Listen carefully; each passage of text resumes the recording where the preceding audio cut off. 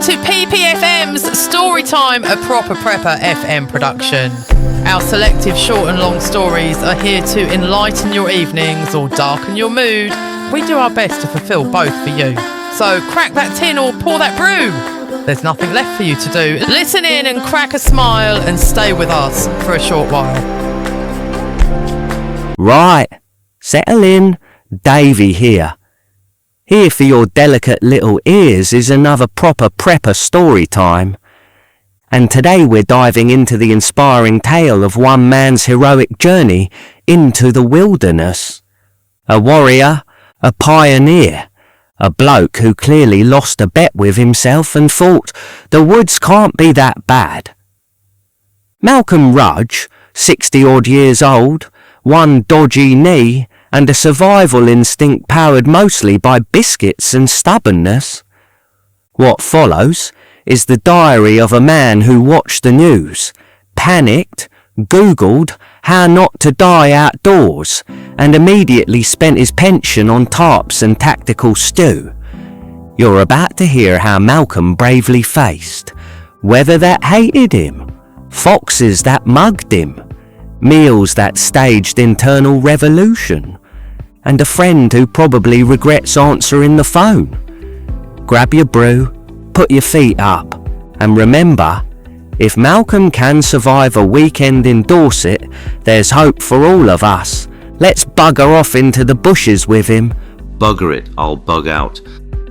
Part 1, My Decision. It started with the news. Always does, doesn't it? Faint sound of rain tapping on the window. Somewhere in the distance a siren. Could be an ambulance. Could be a kebab van with enthusiasm. Who knows anymore? I'm sat in my flat, tea in hand, telly on low, as the newsreader drones on about supply chain disruptions, civil unrest, inflation, the usual menu of modern doom, and I thought, bugger this. If the world's going to fall apart, I'm not doing it while fighting over the last tin of spaghetti hoops in Tesco. So I googled it, how to survive civil unrest, and that, my friend, is how a 62-year-old man with a dodgy knee and no camping experience whatsoever decided he was going to become a prepper. Malcolm Rudge, survivor, outdoorsman, tactical tea drinker. Right after I finished this biscuit, now I had no gear, no plan, no clue, just a growing suspicion that society was held together with duct tape and hope. I told my mate Dennis, "You? In the woods? The only time you saw a tree up close was that one time you reversed into one at B&Q. Fair, but I was determined. Sue, my friend from the quiz night, told me I was being ridiculous. You live 5 minutes from a Lidl, Malcolm. What exactly are you escaping from?" "You mostly," I said. She wasn't impressed, but Dennis agreed to come with me on a test run one night, wild camping, get a taste of the bug out life. So I went online, bought a tent, a fire starter, a camping stove, a rucksack, a poncho that smelled like industrial cleaner. I watched about 30 YouTube videos on bushcraft. I now knew how to build a shelter out of moss, carve a spoon out of a log, and die of hypothermia while attempting both. And that was it, the start of the madness. Mad Minute Survival Tip by yours truly. Don't start prepping because of the news. Start because you want to. The news just makes you do it in a panic while your kettle boils. Next stop, a field somewhere in Dorset with Dennis and a borrowed knife that looked like it belonged in a crime documentary. This was going to be brilliant or fatal. Either way, I'd get out of the house. Part 2, Tent, Sweat and Regret. Here's a survival truth no bugger tells you. Tents are liars. The cheerful picture on the box, lies. The easy setup claim, more lies. The idea that camping brings peace and solitude, lies, lies and midges. It's Saturday morning and I'm in a field. There's a tent in front of me, half collapsed, half fighting back, like it's daring me to make eye contact. Dennis is stood behind me, arms folded, wearing a look that says, "I'd rather be shot than sleep here." "Malcolm, this isn't camping, this is punishment." "Oh, come on, Dennis." Fresh air, survival instinct, bonding with nature. You just stood in cow shit, and I had. Deep, fresh, squelchy, right up the side of my boot.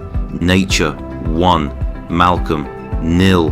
Mad Minute survival tip. If you're new to camping, don't start with a tent that has more parts than your boiler. Pop-up tents exist, use one, or better yet, just pop to the pub and sleep in the car. It took us 2 hours to set the tent up. 2 grown men, 2 degrees between us, 4 YouTube tutorials, 1 actual shouting match, and a snapped pole we duct taped with a travel-sized whiskey bottle. By sundown we'd managed a half-lit fire with soggy logs, burnt sausages on a disposable barbecue, and Dennis asking, "Why are we even doing this? There's no apocalypse, you nutter." He had a point. But I was committed. I'd read the book, I had gear, I'd brought a flint, a whistle, a poncho, and some tactical beef stew in a pouch that required boiling water I hadn't managed to boil. The instructions said, "Simmer gently." I simmered all right on the inside, while gnawing it cold like a savage. Around 10 p.m, we were in our sleeping bags, staring at the canvas ceiling. That's when we heard it. Snuffling, rustling, something outside. Dennis sat bolt upright, holding a torch like a weapon. "Stay calm, it's probably a hedgehog." It was not a hedgehog, it was a fox. A massive brazen sod of a fox, dragging our plastic bag of biscuits across the field like it had just done the weekly shop. Dennis ran after it in socks. I stayed in the tent, not out of cowardice. Strategy, you protect the fort. Also, I couldn't find my shoes. Mad Minute survival tip. Never leave food outside your tent. Foxes, badgers, and possibly Satan himself will come for it. Store it in sealed containers, or just eat it all at once and accept your fate. By 3 a.m, the tent started leaking. Dennis was back, wet, barefoot, and muttering something about rabies. I was half asleep on a rolled up hoodie. My sleeping bag smelled faintly of beef stew and damp washing. And still, something weird happened. I felt oddly proud, not comfortable, not warm, not even particularly safe. But I hadn't died. I'd done it. A night outside with Dennis in a tent in the rain. Next morning, soaked, stiff and swearing, we packed up. Dennis looked at me and said, "Well, that was bloody awful. When do we go again?" And that's when I knew. I'd caught the bug. Not the stomach one, though let's be honest, that dried stew was suspicious. And I think I caught the survival bug. Part 3, Shut Gets Real. Survival. It sounds sexy, doesn't it? Like something Bear Grylls would do between book tours and protein shakes. But here's the truth. When you're a 62-year-old man who thinks roughing it means instant coffee without milk, survival is mostly diarrhea and disappointment. It started with the food, always the bloody food. I'd bought something called Chili Mac Tactical Ration XL. The packaging made it look like it could power a tank. What it actually powered was an urgent sprint to the bushes at 3 a.m. Mad Minute survival tip. Rehydrate your food before eating it, not in your stomach, unless your idea of wilderness training includes intestinal warfare. I was on a solo trial run. No Dennis. Just me, a tarp, a headlamp, and a whole new appreciation for modern plumbing. I'd found a semi-legal camping spot behind a golf course. There were foxes and joggers, and one very confused dog walker who saw me squatting with a trowel and screamed like she'd seen a ghost taking a dump. I tried to make a fire. I did. I even used one of those fancy ferro rods. It sparked like a firework and then nothing. My tinder, a Tesco receipt and a cotton ball dipped in Vaseline, refused to ignite. Everything was damp, including my spirits, and most of my socks. But I didn't go home. I stayed. I cursed, I shivered, and eventually I figured it out. The fire lit, the tarp stayed up, and I cooked a meal that didn't try to evacuate my insides. Survival isn't glorious. It's messy, uncomfortable, lonely sometimes, but when you hear that first crackle of flame, when you sit under a tarp with steam rising off your stew and the wind rustling like applause, it feels like a bloody miracle. Part 4. Malcolm versus the bushcrafter bastard. There's always one, isn't there? The expert. The smug sod with carbon fibre boots and a knife the size of a baguette. His name was Callum, 28th beard, smelled of pine needles and performance anxiety. I met him at a weekend survival skills for beginners course. I was the only one with a folding chair and a flask of tea. "You're not really dressed for it," he said, eyeing my wax jacket and corduroys. I said, "I'm dressed for not dying. Are you planning on wrestling a deer?" Mad minute survival tip. You don't need all the gear, you need the right gear. And a good insult in case someone named Callum starts talking about primitive shelter ergonomics. To be fair, the course was helpful. I learned how to make a bow drill fire, or at least dislocate my shoulder trying. We carved spoons. Mine looked like a melted shoe. We made traps. Mine caught a leaf. Callum caught a squirrel, of course, set it free, gave it a protein bar. But you know what? I held my own. I boiled water without burning my fingers off. I tied a knot that held, eventually, and I actually enjoyed talking to the others. A woman named Beth gave me her number, not romantically mined, only she runs a dehydrated food company, which may come in handy. And yes, that's progress. I even started thinking, maybe I'm not that bad at this. Maybe I'm becoming something new, not Bear Grylls, more like Badger Rudge, slightly grumpy, slightly damp, but slowly learning how to live in the wild. Part 5, the bug out rehearsal, or we're all gonna die, but bring snacks.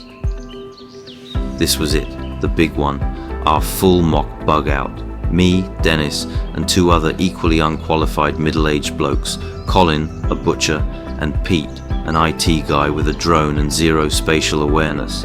We planned a 48-hour simulation. No phones, no shops, no help, just gear, instinct, and a deeply flawed map from 2003. We started strong, left the house, packs on our backs, walking like men with purpose. 10 minutes in, Dennis tripped on a root and sprained his pride. 15 minutes later, Pete lost the drone in a tree. By hour 2, Colin had eaten all the emergency cheese. Mad minute survival tip. Bugging out is not just about surviving nature, it's surviving other people, especially when someone brought an axe and no sense of humor.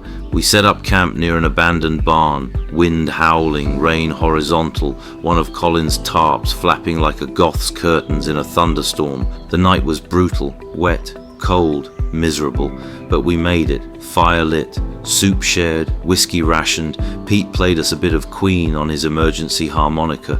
It was bloody awful, but it was ours. I'd gone from a bloke who couldn't pitch a tent to a bloke who could teach someone else. Badly, yes, but confidently. The world may not collapse tomorrow, but if it does, I've got a pack, a plan, and a mate who can start a fire with wet leaves and an old lighter. We're not survivalists, we're barely functioning humans, but we're trying, we're learning, we're out here, and if the end of days comes knocking, I'll be waiting, thermos in hand, tarp overhead, and maybe a decent meal that doesn't try to escape out both ends. Part 6, 6 months later, wisdom, whiskey and wet socks. 6 months, half a year, 26 weeks since I first crammed a gas stove, 3 pairs of underpants, and a wildly optimistic survival manual into a rucksack that now smells like beef stew and fear. I'm back where it all started. My flat, same view, same telly, same kettle, now with a tactical sticker on it that says boil and survive. Not the end of the world, that hasn't come yet, despite the government's best efforts, but my end of the world, the me who thought camping meant losing Wi-Fi for an hour, the man who once burned toast in a microwave. He's long gone. What's left? Malcolm Rudge, survivor of midges, mistakes and mildly undercooked sausages, part-time prepper, full-time stubborn old git, and dare I say, a little bit wise. I've done 3 more bug-out runs since the last one.